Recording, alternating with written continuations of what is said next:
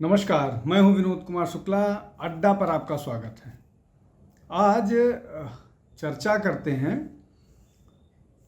जो तिरुपति बालाजी मंदिर जो है तिरुमाला हिल्स पर, उसमें जो लड्डू में बीफ्स के कंटेंट पाए जा गए हैं, कंफर्म हुआ है, उसको लेकर के देश भर में बहुत सारा विवाद और हलचल भी हो गई है।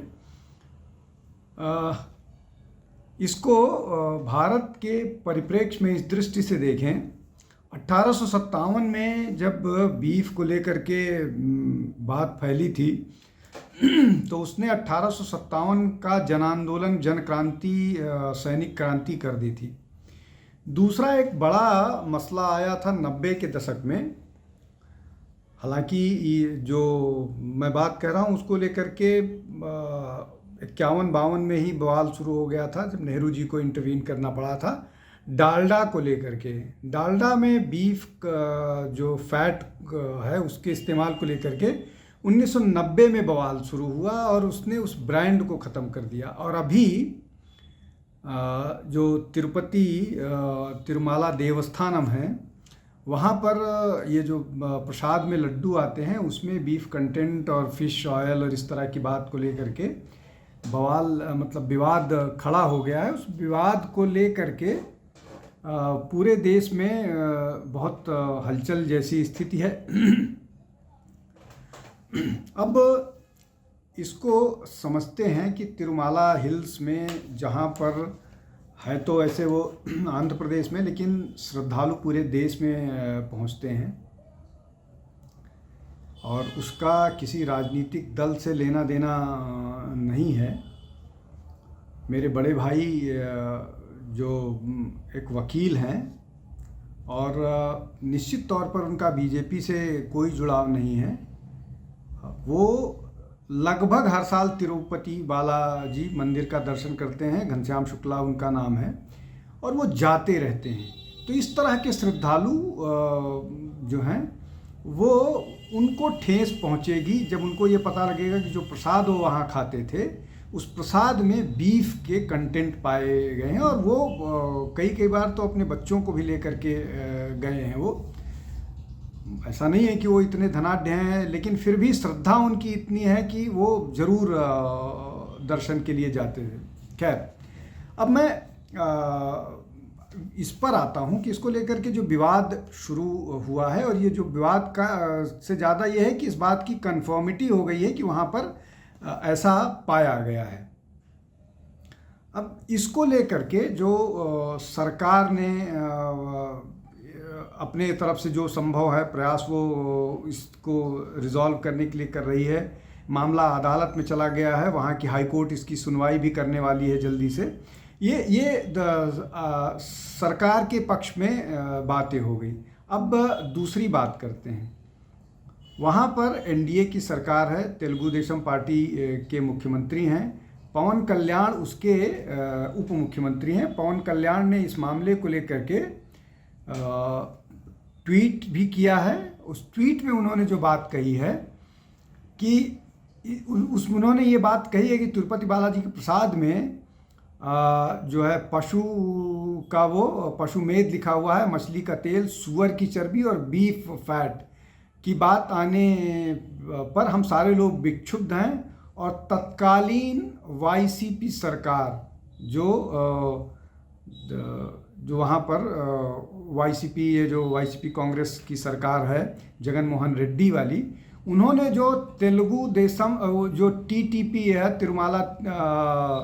तिरुपति तिरुमाला देवस्थानम बोर्ड है, उसमें उसका जो बोर्ड गठन किया था, सारा विवाद वहीं से शुरू होता है।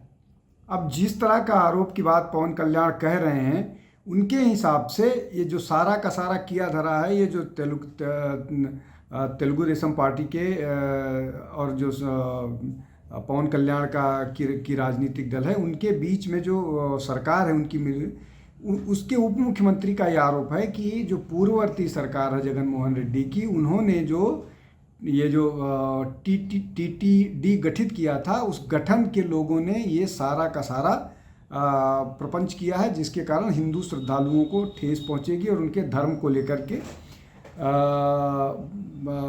धर्म को भ्रष्ट करने का ये काम किया गया है और इस पर सख्त कार्रवाई के लिए उन्होंने बोला है कि हम इस पर सख्त से सख्त कार्रवाई करेंगे।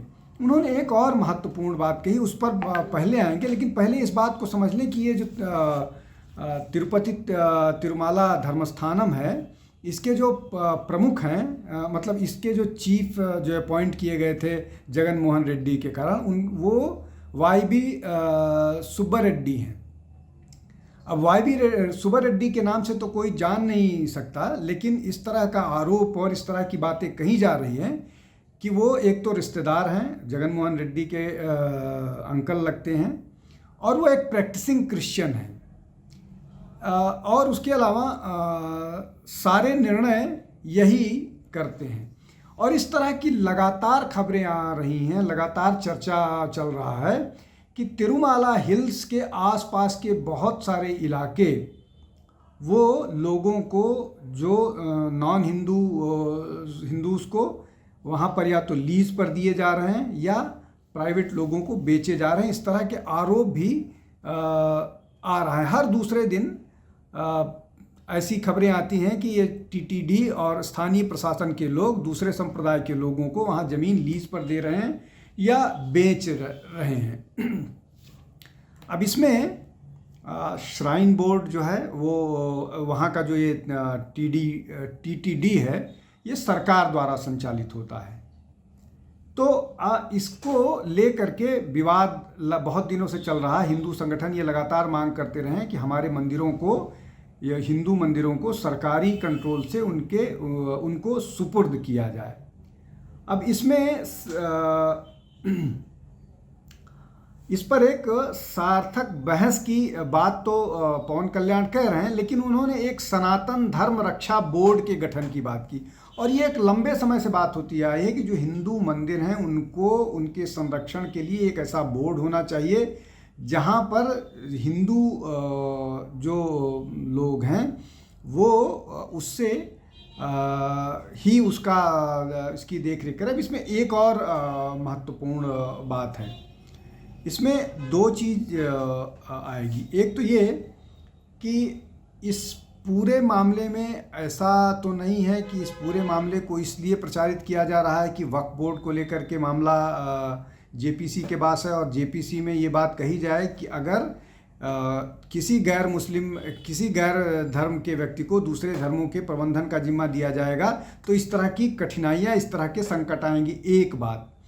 दूसरी बात ये कि ये जो स्थिति है, ये जो है ये खाने पीने और उसको लेकर के, और ये इसका विवाद लंबे समय से होता रहा है। मैंने आपको 3 बड़े उदाहरण गिनाए। ज़मीन की बेच का जब प्राइवेट के पास जाएगा तो बेचा जाएगा, तो इसको वक्फ से भी ऐसा तो नहीं कि वक्फ के मामले को कमज़ोर करने के लिए ये किया गया है, एक बात। दूसरा, ये साजिश के तहत या कुछ इस तरह की चीज़ें हों जिसके कारण इस तरह का कन्फ्यूज़न हो कि नहीं, इसमें जो एक संगठन का मामला है, एक धार्मिक पक्ष का मामला है तो उन्हीं को दिया जाना चाहिए, लेकिन ऐसा नहीं है। बहुत सारे जगहों पर जब हिंदू मंदिरों के प्रबंधन की बात आती है तो उसको बेहतर ढंग से किया जा सकता है और किया जा रहा है। Jammu Kashmir Muslim majority state है, लेकिन वहाँ पर जिस तरह से माता वैष्णो देवी श्राइन बोर्ड बन करके वहाँ का प्रबंधन हो रहा है, उसमें बहुत सुधार आया है। वैसा ही अमरनाथ श्राइन बोर्ड को लेकर के भी बहुत सुधार आया है। तो ये सुधार करने और उसके बाद उसमें साजिशों का या उसमें इस तरह की गतिविधियों के लोग शामिल होने में अंतर है। और ये जो बात चल रही है, जिस तरह से मनमाने ढंग से जो जगन मोहन रेड्डी की सरकार थी, उन्होंने वहाँ पर एक ऐसे व्यक्ति को जिम्मेदारी दे दी जिसका वहाँ से कोई लेना देना नहीं है। यहाँ तक कि एक पूर्व पुजारी का बयान भी आया कि इस तरह की बात को लेकर के वो लगातार विरोध कर रहे थे, बताने की कोशिश कर रहे थे कि वहाँ प्रसाद में इस तरह की मिलावट की जा रही है, जो बहुत दुखद है, दुर्भाग्यपूर्ण है, और जिसको लेकर के सारे लोग अब न केवल विरोध कर रहे हैं बल्कि इसको लेकर के इसमें सुधार की भी बात कर रहे हैं। और जो पवन कल्याण ने कहा है, दो बातें, एक तो ये कि सरकार इसको लेकर के एक तुरंत जो है एक सनातन धर्म रक्षा बोर्ड गठित होना चाहिए, और इसके लिए जो पॉलिसी मेकर्स हैं, रिलीजियस लीडर्स हैं, जुडिशरी है, कॉमन पीपल है, मीडिया है, ये इस पर इस विषय पर चर्चा करके इसका समाधान खोजने की ज़रूरत है। इसलिए कि ये लगातार इसमें ज़मीन ग्रैबिंग तो बाद की बात है, उस पर उसका समाधान अदालत से किया जा सकता है, और चाहे वो वक्फ का मामला हो, चाहे यहाँ की ज़मीनों को गलत ढंग से देने का मामला है, या जो ज्वेलरीज हैं उनको इस्तेमाल करना है दूसरे धार्मिक प्रयोजनों के लिए, ये सारा मामला अदालत से हैंडल किया जा सकता है। अदालत इसमें इंटरवीन करके अदालत इसमें प्रभावी हो सकती है। लेकिन जो धर्म भ्रष्ट करने वाला मामला है, जो लोगों को बीफ लड्डुओं में देने वाला मामला है, ये मामला ज़्यादा सीरियस है। इसलिए इसको तुरंत तत्काल इस पर इंटरवेंशन करना चाहिए। हालांकि बहुत सारे लोग ये कह रहे हैं कि इसमें अब तक सुप्रीम कोर्ट को संज्ञान लेना चाहिए था। बहुत छोटे छोटे मसलों पर, अब जैसे कर्नाटका वाले मामले में जो एक जज ने पाकिस्तान किसी पर्टिकुलर इलाके को बोल दिया है, तो उस पर सुप्रीम कोर्ट ने तुरंत संज्ञान ले लिया। लेकिन इस मामले को 2 दिन हो गए, अभी तक सुप्रीम कोर्ट ने संज्ञान नहीं लिया है। सुप्रीम कोर्ट कभी भी इस मामले में संज्ञान ले सकता है, 2 दिन 4 दिन, सुप्रीम कोर्ट की अपनी व्यस्तता है, उसको आप नहीं कर सकते। लेकिन ये मामला देश के 110 करोड़ हिंदुओं का मामला है, पूरे विश्व के 120 करोड़ हिंदुओं का मामला है। इसलिए कि यहाँ पर न केवल भारतीय पहुँचते हैं, पूरे देश के हिंदू पहुँचते हैं, बल्कि विदेशों से भी हिंदू आते हैं और दर्शन करते हैं। मेरा भी सौभाग्य है एक बार दर्शन करने का, लेकिन मैं लगभग 20-22 साल 25 साल पहले दर्शन किया था, तो शायद मैं उस अधर्म से अभी तक वो स्थिति से नहीं गुजरा हूँ। खैर, अब ये जो पूरा का पूरा मामला है, चाहे ज़मीन बेचे जाने के आरोपों का मामला है, चाहे ज़मीन लीज देने का मामला है, चाहे प्रसाद का मामला है, चाहे अन्य जो विवादित मामले हैं, उन सारे विषयों को बहुत तेज़ी से, बहुत उससे निपटाने की ज़रूरत है। इसमें न केवल सरकार की भूमिका है, जैसा मैंने बताया, पवन कल्याण जो हैं, पवन कल्याण उप मुख्यमंत्री हैं, और पवन कल्याण जिस तरह से हिंदुत्व की बात करते हैं, जिस तरह से वो सनातन के रक्षा की बात करते हैं, वो वहाँ पर एक आंध्र प्रदेश और पूरे तेलंगाना, मतलब जो ये कह लीजिए कि जो पूरा का पूरा यूनाइटेड आंध्र प्रदेश है, उसमें एक बड़ा वो किया जा रहा है। बल्कि ये कह लीजिए कि पूरे दक्षिण भारत में उनको हिंदू मंदिरों और धर्मस्थलों के संरक्षक के रूप में एक बड़ी न केवल भूमिका, बल्कि उनकी एक्टिविटी या उनका जो कार्यकलाप है, वो उनको एक बहुत हिंदू संगठनों की तरफ से एक बड़ा नेता के रूप में भी देख रहा है। खैर, यहाँ पर नेता से ज़्यादा ज़रूरत यह है कि जो हिंदू इंटरेस्ट को प्रोटेक्ट कर पाए, जो हिंदू धार्मिक भावनाओं को आहत होने से रोक पाए, और इस तरह की गतिविधियां, इस तरह के कार्यकलापों पर रोक लगा पाए। और ये रोक लगाना इसलिए भी ज़रूरी है कि इससे हिंदू सेंटिमेंट्स आहत हो रहे हैं, और इस पर कोई भी बोलने के लिए नहीं तैयार होता है, कोई भी राजनीतिक दल नहीं बोलने के लिए तैयार होता है। इसलिए कि सबको लगता है कि इसमें चूँकि मेजॉरिटी कम्युनिटी का मामला है, मेजॉरिटी कम्युनिटी एग्रेसिव नहीं होती है, वो चीज़ों को चुपचाप सहन करती रहती है, बर्दाश्त करती रहती है, तो सारा का सारा जो अन्याय होता है वो हिंदू कम्युनिटी के साथ होता रहे। लेकिन कोई ऐसा व्यक्ति जो एक राजनीतिक दल का नेता है, जो एक प्रदेश का उप मुख्यमंत्री है, उसने ये बात उठाई है, तो इससे जो हिंदू जनमानस है, उस जनमानस को निश्चित थोड़ा सा सोलेस मिला होगा। लेकिन इस मामले को तत्काल प्रभाव के साथ इसका समाधान, इसका जो भी इस पर कार्रवाई किए जाने की जरूरत है। और जो भी लोग, जिन लोगों ने भी इसको गो अहेड दिया होगा और जो लोग इसको कार्यान्वित कर रहे होंगे, सारे लोगों पर न केवल कार्रवाई किए जाने की ज़रूरत है बल्कि उनको दंडित किए जाने की भी ज़रूरत है, इसलिए कि ये संवेदनाओं का मामला है और कोई भी व्यक्ति किसी एक व्यक्ति जिसको जिम्मेदारी दी गई है वो इतनी बड़ी कम्युनिटी के संवेदनाओं के साथ कैसे मजाक कर सकता है, कैसे खेल सकता है। ये अपने आप में अक्षम्य अपराध हुआ है, जिसको सरकार के स्तर पर, कानून के स्तर पर, जुडिशरी के स्तर पर निपटने की ज़रूरत है और जितनी जल्दी इसका समाधान खोजा जाए उतना बेहतर होगा।